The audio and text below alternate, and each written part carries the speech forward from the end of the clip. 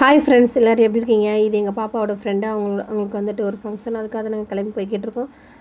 Back பண்ணுறதுக்காக என் பொண்ணு ஒரு கிஃப்ட்டு வாங்கியிருந்தாங்க. அந்த கிஃப்ட்டு வந்துட்டு நாங்கள் தான் பேக் பண்ணோம். அதாவது முன்ன பின்ன அனுபவம் இருக்கணும், எங்களுக்கு ஒரு அனுபவமும் கிடையாது. ஸோ அதனால் வந்து நானும் என் பொண்ணும் இந்த பக்கம் திருப்பி வச்சு இந்த பக்கம் திருப்பி வச்சுக்கிட்டு இருந்தோம். எங்கள் தங்க பிள்ளை, குட்டி பிள்ளை தான் வீடியோ எடுத்துக்கிட்டு இருந்தார். அவர் அமைதியாக எடுத்தார். என் பொண்ணு இந்த பக்கம் வை இந்த பக்கம் வையின்னு சொல்லிக்கிட்டு இருந்தா. நான் சொன்னேன் அப்படி வைக்கக்கூடாது, இப்படி தான் வைக்கணும்னு சொன்னேன். மொத்தம் ஒரு வழியாக 2 பேரும் பேசி செஞ்சு பேக் பண்ணிவிட்டு அப்புறம் மேலிட்டு அவளை வந்து சொன்னேன், பெஸ்ட்டு விஷஸ்ன்னு சொல்லி எழுது பாப்பான்னு. அவளுக்கு எழுத தெரிலம்மா, இது கூட நீதம்மா என்ன சொல்கிறேன்னு சொல்லி காமெடியாக சொல்லிக்கிட்டு இருந்தா. சரின்னு சொல்லிட்டு எல்லோரும் கிளம்பிட்டோம். இது எங்கள் பாப்பாவுக்கு பர்த்டேக்கு எடுத்த ட்ரெஸ்ஸு. ரொம்பவே அழகாக இருந்துச்சு, ப்ரிட்டியாக இருந்துச்சு, அழகாக இருந்துச்சு. அதுக்கப்புறம் வந்து பார்த்திங்கன்னா அங்கேருந்து கிளம்பிட்டோம். அட்ரஸ் தெரியாது, அவள் லொக்கேஷன் அனுப்பி விட்ருந்தாங்க. அது எப்படி போகணுன்னு தெரில. கூகுள் மேப்போட கதை தான் அவங்களுக்கு தெரியுமே. ரைட்டு, டேர்ன் லெஃப்ட்டு, டேர்ன் ரைட்டுன்ற மாதிரி என் பொண்ணு தான் சொன்னாள். கூகுள் மேப் போட்டு ஒரு வழியாக போயிட்டோம். அப்புறம் அந்த ஃப்ரெண்டு பேர் வந்து பூங்கொடி. அவங்க தம்பி குட்டி பையனாக இருந்தான், இப்போ என்ன காலேஜ் படிக்கிறான். அவனை பார்த்தா அவன் அப்போ கொஞ்சம் சத்தாக இருந்தான், இப்போ கொஞ்சம் மெலிஞ்சிட்டு இருந்தான். நல்லா பேசினான். அவன் இப்போ பிஎஸ்சி படிக்கிறான்னு நினைக்கிறேன், அதான் சொல்லிக்கிட்டு இருந்தான்.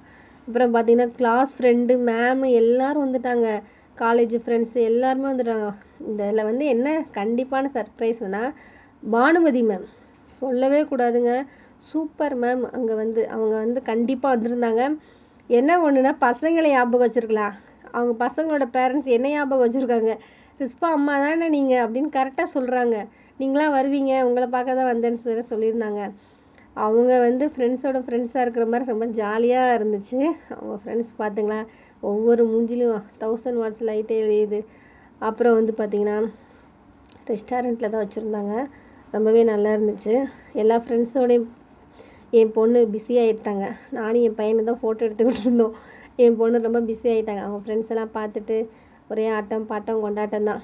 அப்புறம் அங்கேருந்து சாப்பிட்டுட்டு கடைசியில் இந்த அம்மாவுக்கு எல்லாம் விஷ் பண்ணுறாங்க, அழகு. அப்புறம் அவங்க மேம் வந்து ரொம்ப விஷ் பண்ணாங்க. எங்கள் பாப்பா விஷ் பண்ணாங்க, இன்னும் நல்லா படிக்க வைங்கன்னு சொன்னாங்க. எனக்கு தனியாக என்னை கூப்பிட்டு, கண்டிப்பாக மேம் நான் என் ஹஸ்பண்ட்டை சொல்கிறேன், கண்டிப்பாக படிக்க வைப்பேன்னு சொல்லியிருக்கேன், சரிங்களா. அதுக்கப்புறம் வந்து பார்த்திங்கன்னா கடைசியாக வந்துட்டு எல்லாம் கேக் ஆர்டர் பண்ணியிருந்தாங்க. கேக் ஆர்டர் பண்ணியிருந்துட்டு மாப்பிள்ளையை போட்டு கிண்டல் பண்ணுறாங்க. ஐயோ அந்தானே சூப்பர் டைப்பாக இருந்தாங்க. அப்புறம் வந்து பார்த்திங்கன்னா எல்லோரும் சேர்ந்து கேக்கை வெட்டிட்டு டான்ஸ் ஆடிட்டு அங்கேருந்து கிளம்பிட்டோம். பாய். கண்டிப்பாக இந்த ப்ளவுஸை பற்றி சொல்லணும். மதுரையில் 150 ருபீஸ்க்கு எடுத்துகிட்டு உங்களுக்கு ஞாபகம் இருக்கான்னு சொல்லுங்கள். எங்கள் அம்மா வந்து நல்லா இருக்குன்னு சொன்னாங்க. ஆனால் எல்லோரும் சொல்கிறத விட அம்மா சொன்னால் இன்னும் ரொம்ப சந்தோஷமாக இருக்கும் இல்லையா.